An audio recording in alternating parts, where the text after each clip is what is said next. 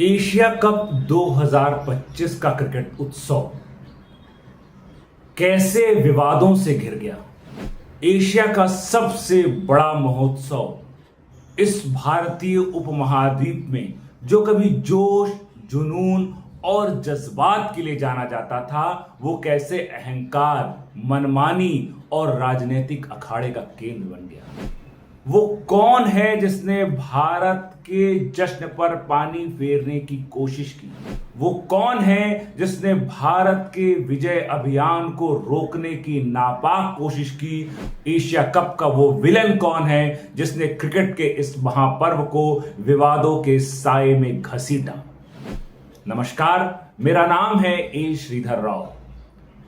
आज मैं आपको सुनाने जा रहा हूं एशिया कप 2025 के उस खलनायक की दास्तान जिसने अपने नापाक मंसूबे से एशिया कप को विवादों के साए में घसीटने की कोशिश की, अपनी मनमानी का शिकार बनाया, उसे अपने राजनीतिक स्वार्थ के लिए इस्तेमाल करने की कोशिश।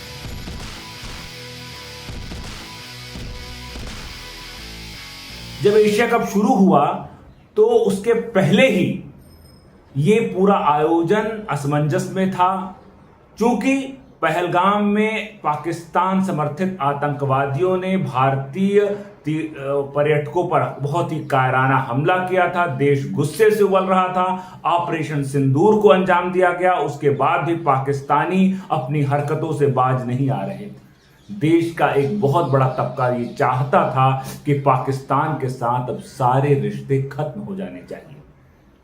लेकिन जो लोग क्रिकेट को प्यार करते हैं, जो लोग क्रिकेट खेलते हैं, जो लोग क्रिकेट से जुड़े हैं, उनकी इच्छा ये थी कि पाकिस्तान को हर मोर्चे पर जवाब दिया जाए। तो क्रिकेट प्रेमियों की इच्छा थी कि पाकिस्तान को मैदान पर भी शर्मिंदगी का एहसास कराया जाए और भारत की ताकत का एहसास खेल के मैदान पर भी कराया जाए। इन तमाम शंकाओं के बादल तब खत्म हुए जब यह तय हुआ कि 9 सितंबर को एशिया कप दुबई में खेला जाएगा, मेजबानी भारत करेगा और 28 सितंबर को फाइनल होगा और 14 सितंबर वो दिन होगा जब भारत और पाकिस्तान के बीच मैच खेला जाएगा। दोनों एक ही ग्रुप में थे। निश्चित तौर पर इन दोनों को ग्रुप को पार करके सुपर 4 में जाना था, फिर सुपर 4 में जो टीम आगे रहती उसको फाइनल खेलना था। तो 14 सितंबर का दिन आया। पूरे देश में एक तनाव का माहौल, पूरे जगह विरोध कि भारत को यह मुकाबला नहीं खेलना चाहिए। लोगों का कहना था कि खेल और खून साथ साथ नहीं हो सकते, लेकिन एक तबका यह भी कह रहा था कि पाकिस्तान को खेल के मैदान पर मुंह तोड़ जवाब देने का इससे बढ़िया मौका और कोई नहीं हो सकता। और फिर जब इस तरह के आयोजन होते हैं तो आईसीसी और क्रिकेट के बहुत सारे नियम होते हैं। आप इस तरह किसी खेल के आयोजन का इस तरह बहिष्कार नहीं कर सकते। तो वो दिन आया और भारतीय कप्तान सूर्य कुमार यादव पाकिस्तान के सामने जब टॉस के लिए उतरे तो 140 करोड़ लोगों की भावनाएं वो अपने कंधों पर लेकर चल रहे थे। यही वजह थी कि जब वो टॉस के लिए उतरे तो उन्होंने पाकिस्तान के कप्तान सलमान आगा की तरफ देखना भी गवारा नहीं समझा। जी हां, भारतीय कप्तान ने भारतीय भावनाओं के अनुरूप काम किया और जब टॉस हो गया तो उन्होंने पाकिस्तान के कप्तान सलमान आगा से हाथ भी नहीं मिलाया। यह भी भारतीय भावनाओं के अनुरूप था। आप सोचिए कि जिन पाकिस्तानियों ने भारत के साथ खून का दरिंदगी का खेल खेला है, भला भारत का कप्तान उस पाकिस्तानी कप्तान से हाथ मिला लेता, उसे गले लगा लेता, उसके साथ खेल की भावना का परिचय देता। याद कीजिए, प्रेस कॉन्फ्रेंस में सूर्य कुमार यादव ने कहा कि कुछ चीजें खेल भावना से ऊपर होती हैं। और फिर भारत के खिलाड़ियों ने, भारत के गेंदबाजों ने इतना तगड़ा प्रदर्शन किया कि 127 रन ही पाकिस्तान बना सकी 20 ओवर में, 9 विकेट गंवा दिए। और उस दिन भारतीय कप्तान सूर्य कुमार यादव का जन्मदिन भी था। तो उस दिन ऑपरेशन सूर्य तो चलना ही था और कप्तान सूर्य कुमार यादव ने, सबसे पहले तो मैं तारीफ करूंगा अभिषेक शर्मा की। एक युवा टीम थी भारत की और एक युवा अभिषेक शर्मा ने जैसे ही पाकिस्तान के सूरमा गेंदबाज शाहीन अफरीदी मैदान पर गेंद लेकर आए, पहली ही गेंद को बाउंड्री के पार भेजा और यह बताया कि हम किस लेवल पर आपका जवाब दे सकते हैं। यह बहुत करारा तमाचा था, एक युवा लड़के का एक पाकिस्तान के अनुभवी गेंदबाज के साथ इस बेरहमी से उनकी पिटाई करना। और फिर उसके बाद जब कप्तान क्रीज पर उतरे तो उन्होंने नाबाद रहकर भारत को 16वें ओवर में ही मुकाबला जितवा दिया। भारत ने यह मुकाबला 7 विकेट से जीता। अब पाकिस्तान के पास अपनी शर्मिंदगी को बचाने का कोई रास्ता नहीं था। एक बार फिर अंतर्राष्ट्रीय मंच पर खेल के माध्यम से पाकिस्तान एक्सपोज हो चुका था। अब पाकिस्तान ने क्या किया? अपनी जनता के गुस्से को डाइवर्ट करने के लिए एक हथकंडा अपनाया। उसने निशाना बनाया आईसीसी के मैच रेफरी एंडी पॉयक्रॉफ्ट को। उन्होंने कहा कि एंडी पॉयक्रॉफ्ट ने भारतीय कप्तान को उकसाया कि वो पाकिस्तानी कप्तान से हाथ न मिलाए। हाथ मिलाने की इतनी ही तड़प थी, इतनी ही आस थी, तो हमारा यह कहना था कि उस गरिमा और उस शालीनता को भी बर्दाश्त करते, अपने देश के नेताओं से कहते कि पड़ोसी का धर्म कैसे निभाया जाता है। हाथ मिलाने और सद्भावना की इतनी ही चाहत अगर पाकिस्तान को है तो पाकिस्तान को यह समझना होगा कि मोहब्बत के रिश्ते कैसे निभाए जाते हैं। एंडी पॉयक्रॉफ्ट को जब निशाना बनाया गया तो आईसीसी के सीईओ संजोग गुप्ता ने मोहसिन नकवी, जो एसीसी के चेयरमैन है वर्तमान में, पीसीबी के चीफ हैं और पाकिस्तान के गृह मंत्री हैं।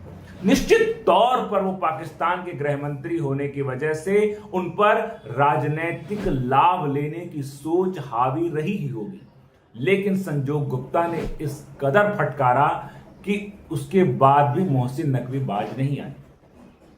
और अब पाकिस्तान के पास मुंह दिखाने का कोई रास्ता नहीं था। आईसीसी के सीईओ संजोग गुप्ता ने बताया कि एंडी पॉयक्रॉफ्ट ने कोई भी ऐसा काम नहीं किया जो आईसीसी और खेल नियमों के विरुद्ध हो। उन्होंने वही किया जो खेल के नियम कहते हैं। लेकिन मोहसिन नकवी कहां मानने वाले, उन्हें तो राजनीतिक लाभ लेना था इस पूरे विवाद का। तो उन्होंने पाकिस्तान की टीम को भड़काया, उकसाया, और जब पाकिस्तान का अगला मुकाबला था यूएई से तो उन्होंने टूर्नामेंट के बहिष्कार की धमकी तक दे डाली। जी हां, धमकी दे दी कि हम टूर्नामेंट से बाहर हो जाएंगे। संजोग गुप्ता ने एक बार फिर मेल लिखकर मोहसिन नकवी को नियमों का हवाला देते हुए फटकार लगाई और बताया कि पाकिस्तान अगर ऐसी गलती करेगा तो उसे आर्थिक नुकसान सहने के लिए तैयार रहना होगा। जी हां, मीडिया रिपोर्ट्स में आप पढ़िए कि पाकिस्तान अगर इस टूर्नामेंट का बहिष्कार कर देता तो उसे कितना ज्यादा आर्थिक नुकसान होता।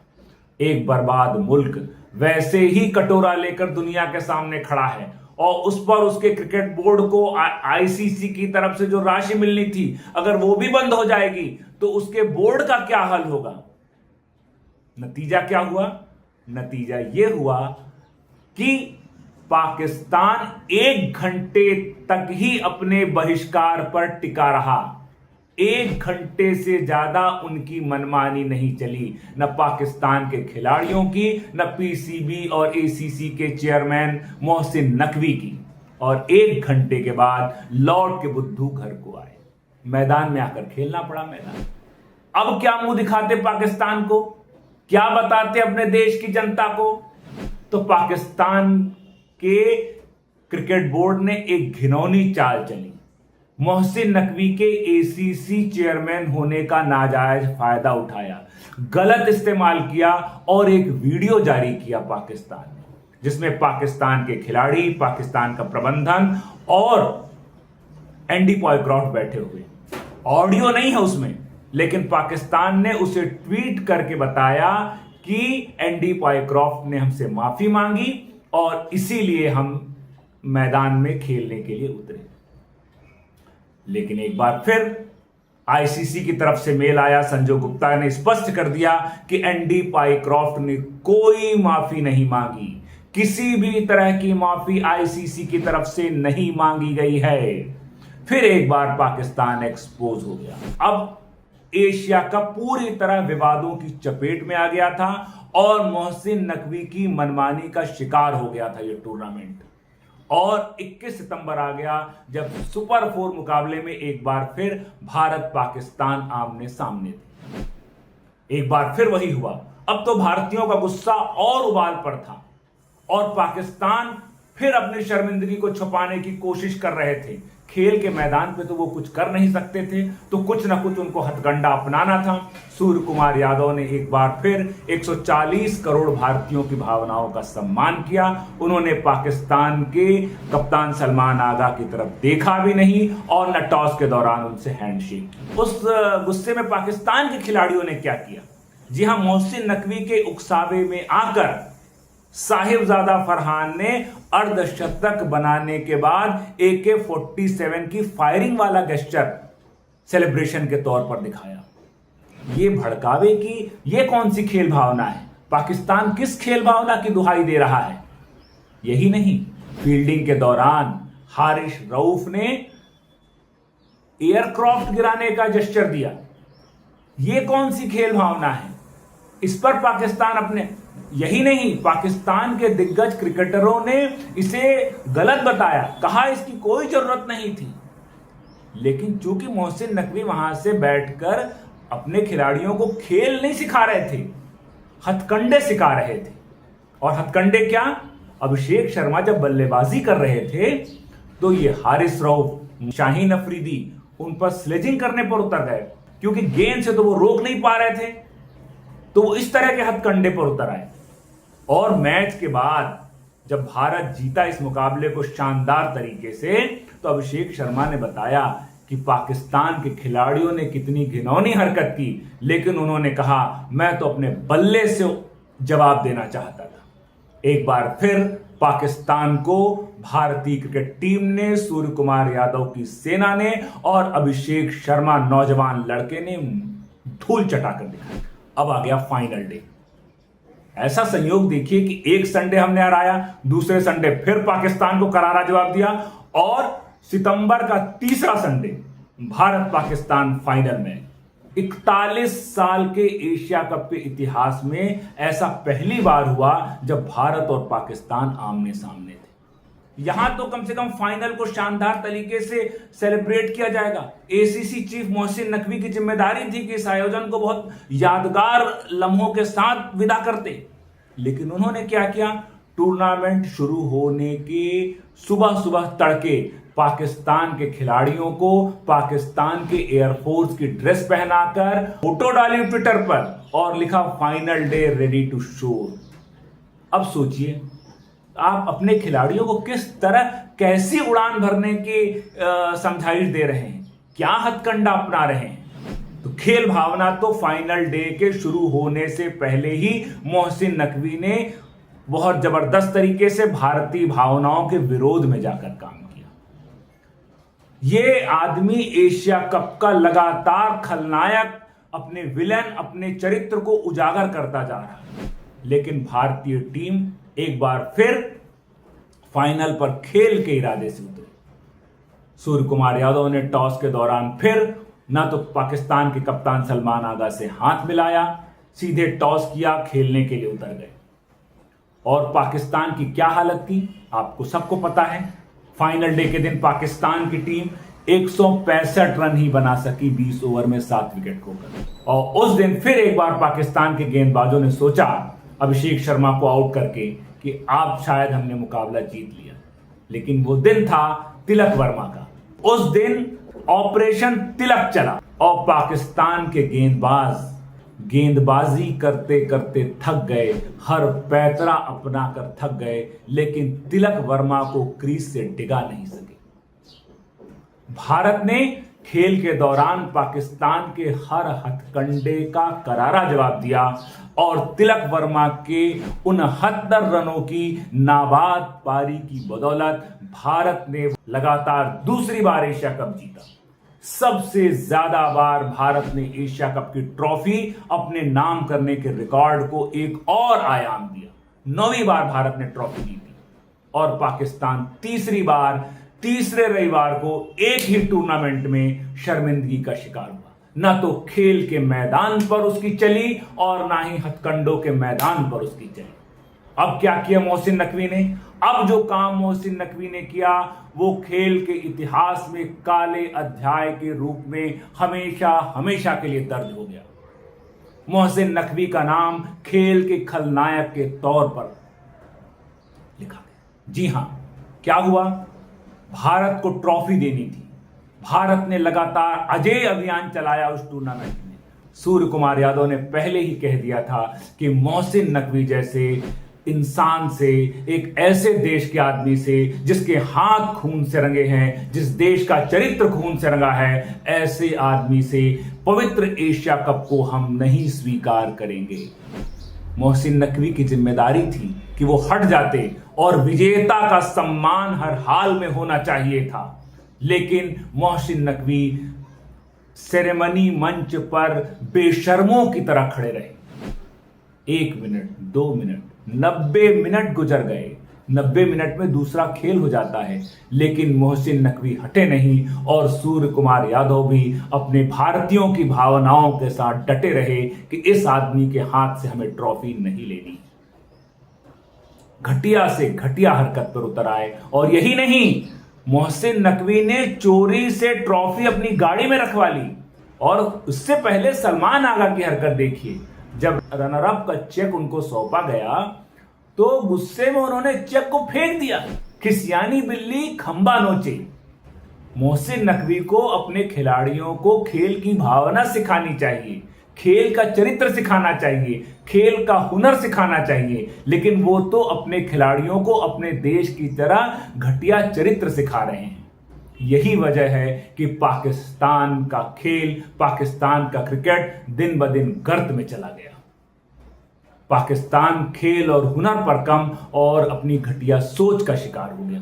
पाकिस्तान के दिग्गज खिलाड़ियों ने भी पाकिस्तान की इस हरकत की निंदा की और भारत एक सकारात्मक सोच के साथ 90 मिनट तक ट्रॉफी मिलने का इंतजार करता रहा। जब नहीं मिला तो अंततोगत्वा सूर्य कुमार यादव और उनकी सेना ने, तस्वीरों में देखिएगा किस तरह सूर्य कुमार यादव अपने हाथ में ट्रॉफी पकड़ने की मुद्रा बनाए हुए हैं और शानदार तरीके से सेलिब्रेट कर रहे हैं। बिना ट्रॉफी के भारतीय टीम दुबई में उस दिन भारत मां के जयकारों की गूंज थी। ये लड़ाई मोहसिन नकवी ने शुरू की और खत्म प्रधानमंत्री नरेंद्र मोदी ने किया और उन्हें ट्वीट किया कि मैदान पर भी भारत का ऑपरेशन सिंदूर जारी है।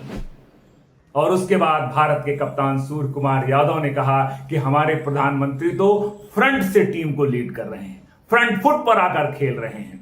तो भारत ने इस तरह खेल के मैदान पर और खेल के बाहर भी पाकिस्तान के चरित्र को एशिया कप के माध्यम से उजागर कर दिया, बेनकाब कर दिया और बताया कि दुनिया का सबसे बड़ा खलनायक, चाहे वो खेल का मैदान हो, चाहे वो सद्भावना का मैदान हो, वो है पाकिस्तान।